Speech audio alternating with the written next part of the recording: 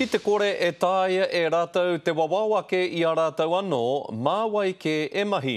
Koe rā te uru paunamu kua arāke nei I Wainganui I etahi kaihoko Waipiro, I muri mai I te pupuhitanga o tētahi o rātou I kirikiri roa I te mutunga o te wiki nei. He kai whakahaere toa, kai te āwangawanga, moana kaimahi. I worry about them all the time. This sort of job, it's 24/7 and the staff is my biggest worry. Kei te kōreroa Moana Hingston mo te nui o ngā mahi hara kua pātu ki ngā toa pēnei I tēnei I ngā rātata nei.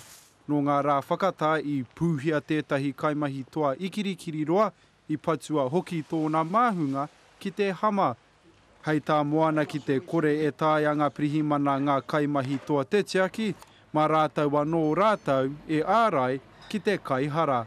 I think everybody's got the right to defend themselves. I wouldn't use a baseball bat unless I knew how to use it, because the other thing is, you know, they could take it off you and then use the weapon against you.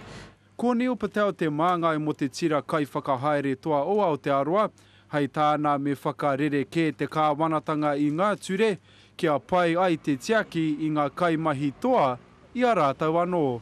The criminals know about all these laws, and hence they are using that law to steal, hit and kill. E rua tau ki muri I pūhia te kanohi o tētahi kaitiaki toa I te tonga o Tāmaki Makaurau kia mate. Nō reira he whakatūpato ki ngā kaimahi toa. If someone's coming in, you better just to give them what they want and protect your life.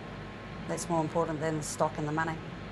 Kei te whakaia moana me whakapakare ake te kāwanatanga I ngā ture hei tiaki I ngā kaimahi toa.